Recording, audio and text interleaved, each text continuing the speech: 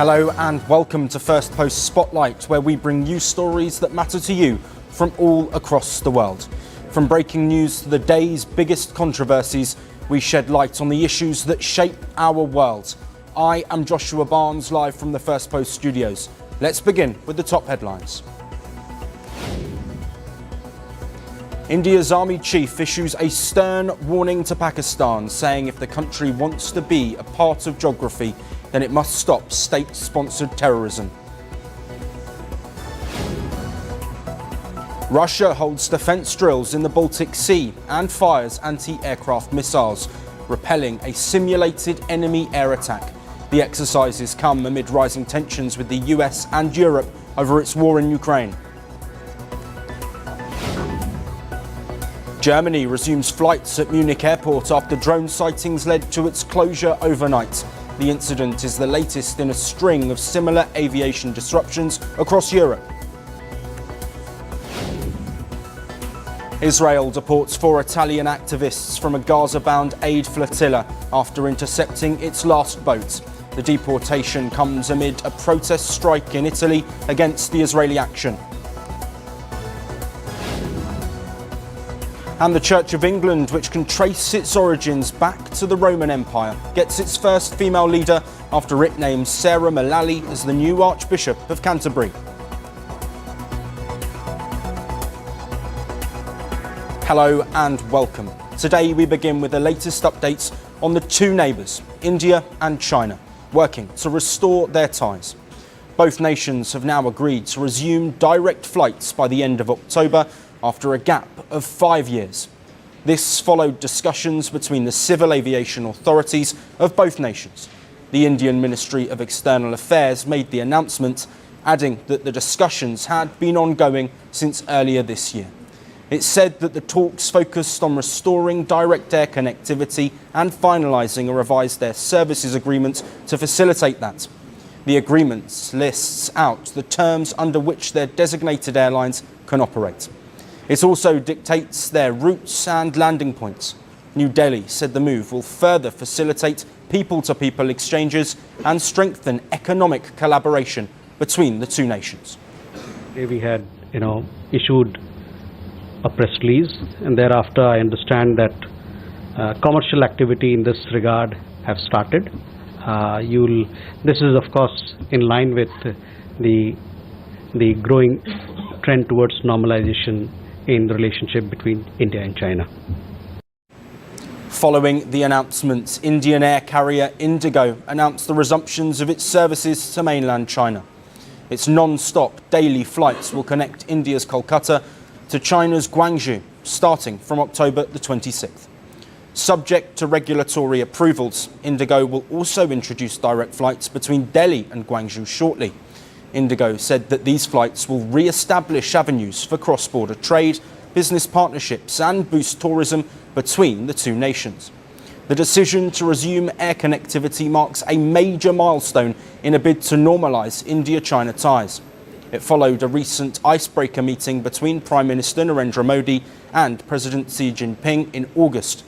The two met on the sidelines of the Shanghai Cooperation Organization Summit in Tianjin, with both leaders calling for continued development of bilateral relations. The duo underscored the need to strengthen people-to-people ties through direct flights and visa facilitation. PM Modi and Xi also called for peace and tranquility on the border areas. Direct flights between the two Asian neighbours were suspended in March of 2020 due to the COVID-19 pandemic restrictions. However, what followed next were the deadly clashes in the Galwan Valley in June 2020 over border infrastructure projects, which strained the ties between the two countries.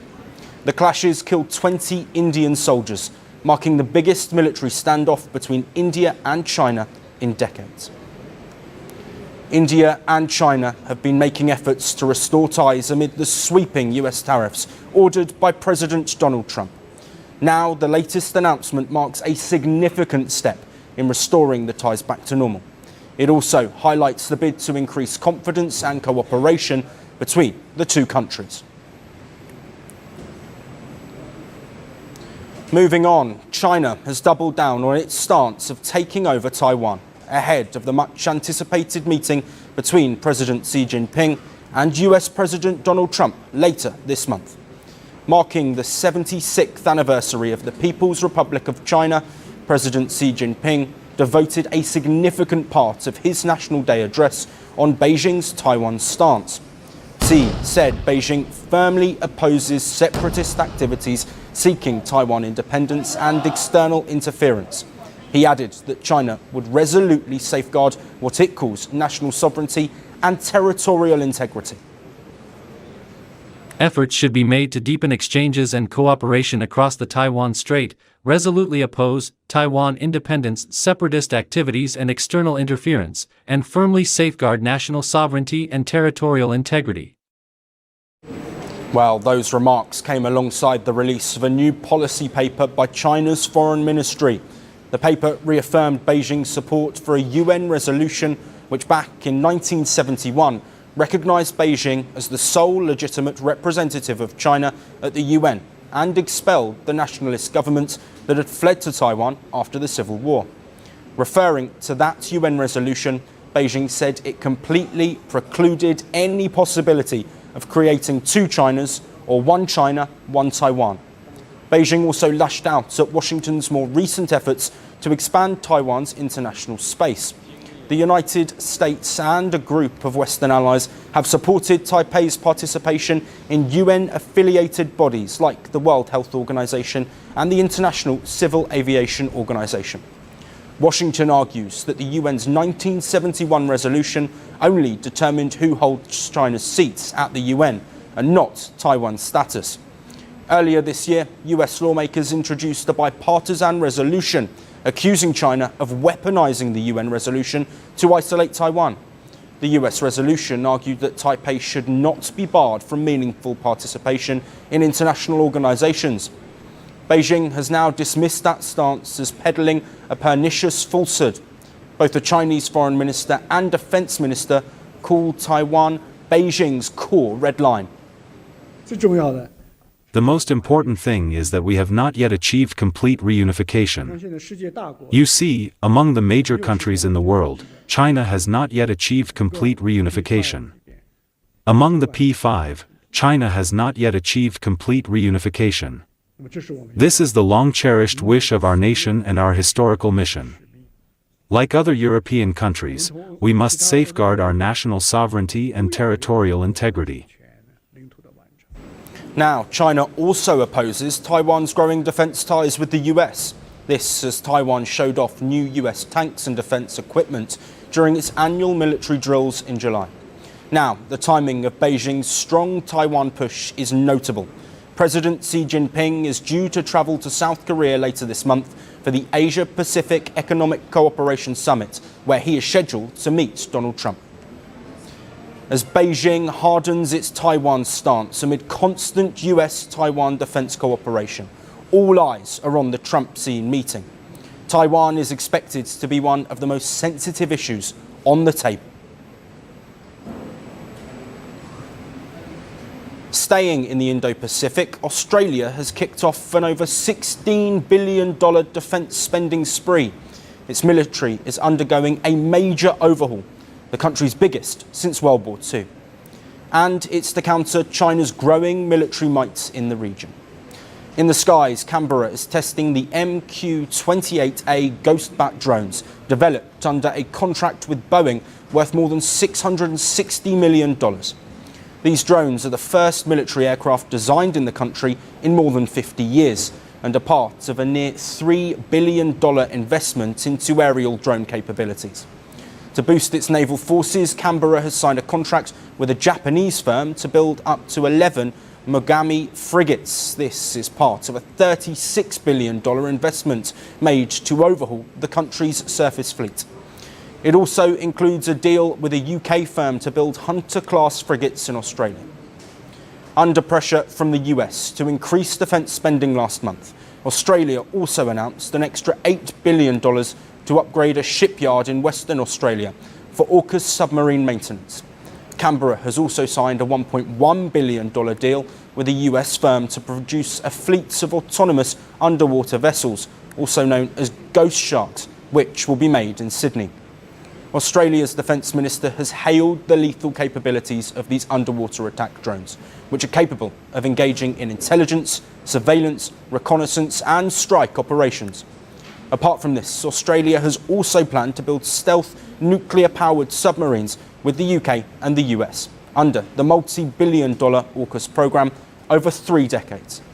The AUKUS deal between long-standing allies Australia, the United Kingdom and the United States was signed to counter China's growing presence in the Indo-Pacific region and its role in rising tensions in disputed waters such as the South China Sea. The AUKUS Pact is Australia's biggest ever defence project and represents a major upgrade to its military capabilities. However, the Trump administration has put the deal under review, which is being led by the US Under-Secretary of Defence, Elbridge Colby. The Pentagon review was launched after the critics of the deal questioned why Washington would sell nuclear-powered submarines to Australia without stocking its own military first. The rapid increase in Australia's defence spending comes ahead of Prime Minister Anthony Albanese's meeting with US President Donald Trump on October the 20th. This would mark the first meeting between the two leaders since Trump's return to the White House. The fate of the AUKUS deal and the security situation in the Indo-Pacific will also be discussed during the summit. President Trump's America First policy has cast doubts on the multi-billion-dollar AUKUS deal. Despite that uncertainty, Australia has remained hopeful that the deal will proceed. The upcoming summits at the White House will reveal if Australia's optimism about this ambitious defence deal is strategic or far-fetched.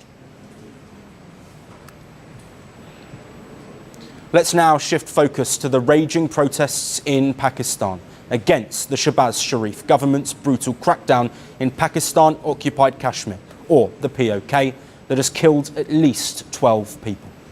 In the port city of Karachi, demonstrators carried out a protest march, chanted slogans against the government and called for reforms in Pakistan-occupied Kashmir. Genuine जो हमारे demands हैं, मुतालबात हैं, उनको पूरा किया जाए। हमारी यही अपील है। इसी सिलसिले में आज पूरी कश्मीर कम्युनिटी यहाँ पे जमा है और सबकी एक ही आवाज़ है। एक इंसाफ का, अदल का हम निज़ाम चाहते हैं। हम अशरफिया के मराद का खात्मा चाहते हैं। हमारे जो बेसिक राइट्स हैं उसके लिए सब लोग निकले हैं। And in the capital city of Islamabad, crashes broke out between the police and a group of journalists and lawyers who had gathered outside the National Press Club to oppose the Pakistan government's atrocities in PoK. Reporters say security officials stormed the facility, assaulted the protesters and dragged them out of the National Press Club. These demonstrations in Karachi and Islamabad, two of Pakistan's biggest cities, followed the government's clampdown in PoK. Protesters have been hitting the streets for 5 straight days in PoK's regional capital of Muzaffarabad, seeking structural reforms. On September the 29th, these demonstrations in PoK turned fatal and left hundreds injured after police opened fire on protesters. Thousands came out on Thursday to attend the funeral of those killed in the violence. Despite the crackdown, the protests continued for a 5th day today, with calls for a shutdown and wheel jam strike. For days now, authorities have cut phone links and internet access to the region. And at the centre of this agitation is the Jammu Kashmir Joint Awami Action Committee, or the AAC, a civil society alliance. The AAC demands long-denied political and economic rights for the people of the region that it says have been denied by successive Pakistani governments for over 70 years. AAC says the lockdown and protests are a direct response to years of government neglect and corruption, as well as the region's resources being wasted on political patronage and bribery. Its senior leader, Shaukat Nawaz Mir, reportedly said that the Pakistani army and the government were on a witch hunt against the people of PoK. Jammu और Kashmir joint अवामी action committee की एक पुरअमन lockdown की call थी। उसके ऊपर तमाम शहरियान मुजफ्फराबाद पुरअमन तरीके से नीलम पुल के ऊपर अपना एहतजाज रिकॉर्ड करा रहे थे, जबकि चंद लोग, चंद सहूलतकार, अदारों के सहूलतकार, अदारों के पे रोल पे अदारों का असला लिए इंतजामिया और पुलिस की मौजूदगी में, FCPC की मौजूदगी में वो वहाँ पे आए और उन्होंने हमारे पंडाल के ऊपर डायरेक्ट फायरिंग की, जिसके एविडेंस हमारे पास मौजूद हैं। हम उसकी वजह से हमारा एक नौजवान शहीद हो गया। 20 जो है वो डायरेक्ट फायरिंग से जख्मी हो गए। हम किसी भी सूरत इस कत्ल को माफ नहीं करेंगे। The group is calling on the government to accept its demands, reportedly compromising of a 38-point charter, which includes the end of perks and privileges enjoyed by the region's politicians, bureaucrats and government officials. Their key demand, however, is the abolition of 12 seats in the PoK assembly, reserved for Kashmiri refugees living in Pakistan. Residents say this undermines local representation and allows Islamabad undue control over PoK's politics. It also includes subsidised flour, fairer power tariffs and a renegotiation of hydropower plants. The recent deaths have further enraged the local communities who were already on edge over several issues, including an increase in terror attacks in recent years. Increased terrorist activity also follows banned groups like Jaish-e-Mohammed moving into the area to establish new bases after India's Operation Sindoor. The Indian government has raised concerns over Pakistan's horrific human rights violations. We have seen reports on protests in several areas of Pakistan-occupied Jammu and Kashmir, including brutalities by Pakistani forces on innocent civilians. We believe that it is a natural consequence of Pakistan's oppressive approach and systemic plundering of resources from these territories, which remain under its forcible and illegal occupation. Pakistan must be held accountable for its horrific human rights violations. The protests in PoK are aimed at seeking political and structural reforms, but a brutal government crackdown has turned them into a larger countrywide movement and has put Prime Minister Shehbaz Sharif in a challenging spot. That's all we have on the show today. We will see you again tomorrow at the same time. Until then, thank you for watching. From breaking news to the day's biggest controversies, shedding light on the world's top headlines, detailed analysis on the stories that matter the most to you.